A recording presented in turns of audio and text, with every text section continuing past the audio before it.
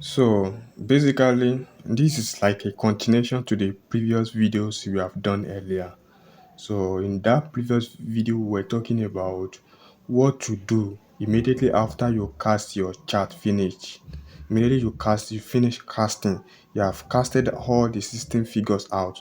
The first thing you need to do before you start your chart interpretation or your chart reading. So that was what we discussed prior before now. So now I've told you that we talked about that what you need to do depend on the figure that fall in house one. So we have started by talking about some figures. So we have talked about 8 figures. So today is like just like what a continuation to those things we have discussed earlier. So which means that in order to fully understand this video, you need to watch the previous videos where we talked about the previous figure. The figures you are seeing here are the figures we have not talked about. So the rest you are not seeing here are the ones we have talked about prior before now. So which means again that this is like a continuation to the videos we have done earlier. Which means that there are certain things that I may not explain again based on the fact that I don't want to keep on repeating. So I only make some little repetition based on the fact that you might be watching this for the first time. You understand? But you cannot understand it much more better until you watch the previous video because we explain some things and that you need to understand about this. Like I said in that previous video, I told that this one is different from maze checking. In maze, after casting your chart, we have the word mechanical maze and we have the word spiritual maze. Mechanical maze is by first of all checking the word house 15 to check if what you have written is mechanically correct. That if there is no error or mistake in what you have written, that is what we mean by mechanical maze. Why the spiritual checking is by adding the house 3 and house this and house whatever together in order to check if the maze is present on the wall, the table, before you then interpret. And I told you that in that previous video that even after checking your maze, checking everything, before you utter a words or before you start saying what the sound or the chart says, there are certain things you need to do. But many of us don't usually do that again. You understand? But they are part of the things we need to do. And we find many of these things in other traditional, other divining, the under other divination guidance. We find many of these practiced over there. Taking for instance in Ifa practice, before when an Ifa priest cast a chart, they will first of all make some spoken words, say a lot of things before they will start interpreting the chart or the figures or their odus or whatever comes before them before they will start interpreting them.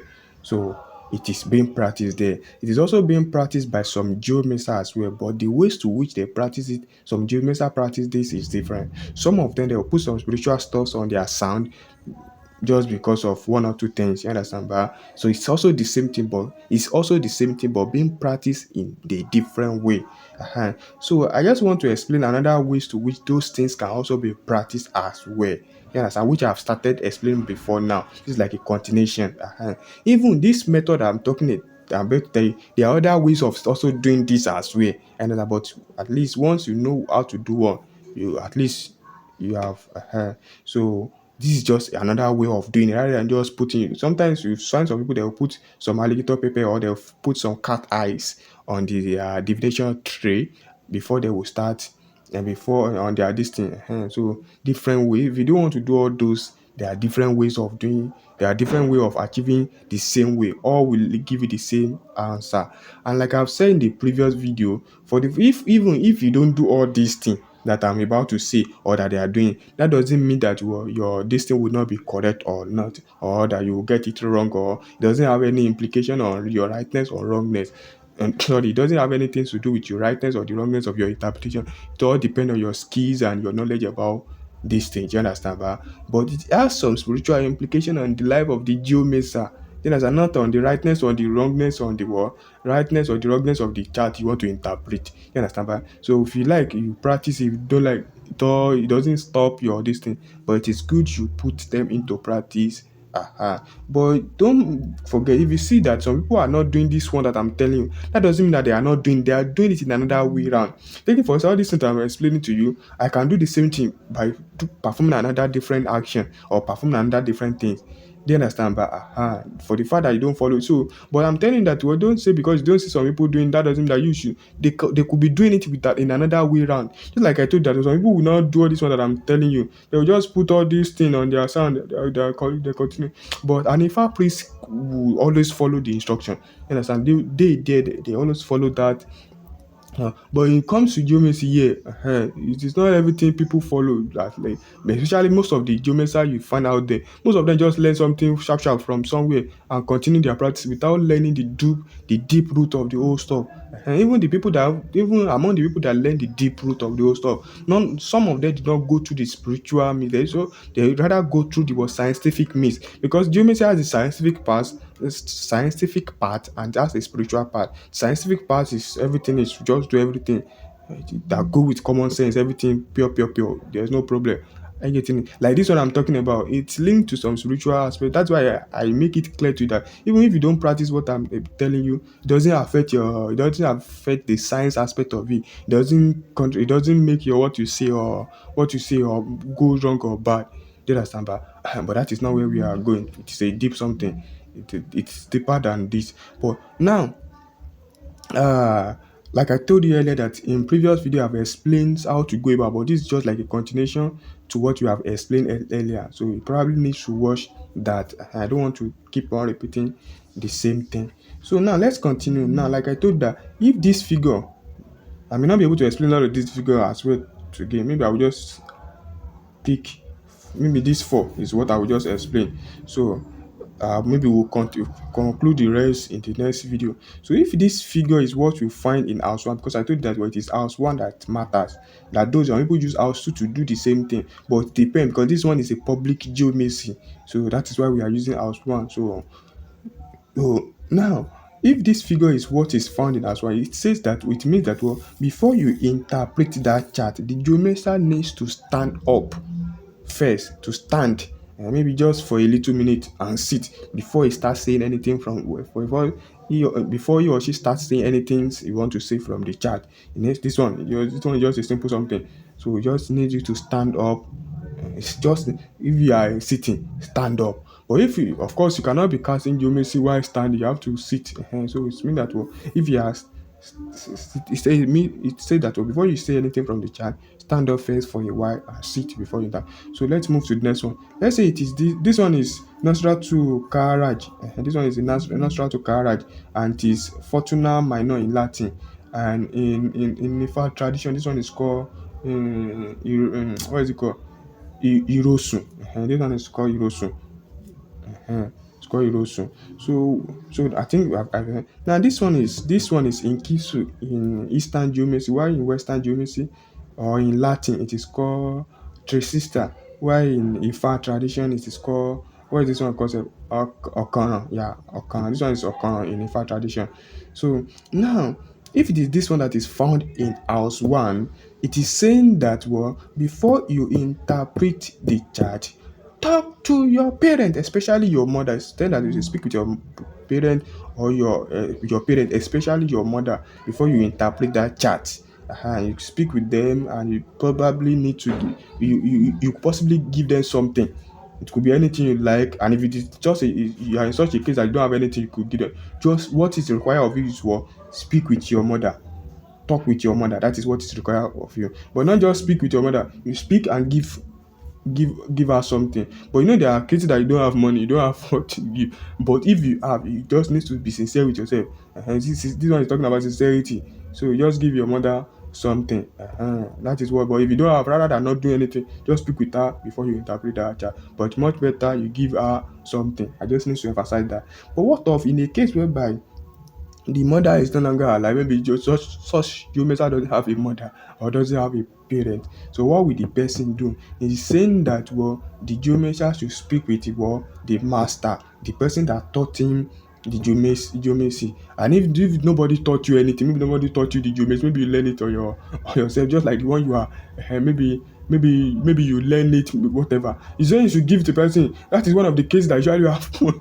in Ifa, and there will be giving reference to Oromila and Kankan, so, Oromila and Co. Do you understand? So this one is, but the first one is talk to your mother. But if such a human is somebody that doesn't have a mother or doesn't have a parent, this one is usually talk about parent, mother, but mother or parent, but mother is most especially. But if you don't have your mother or something, talk with your master and offer him something.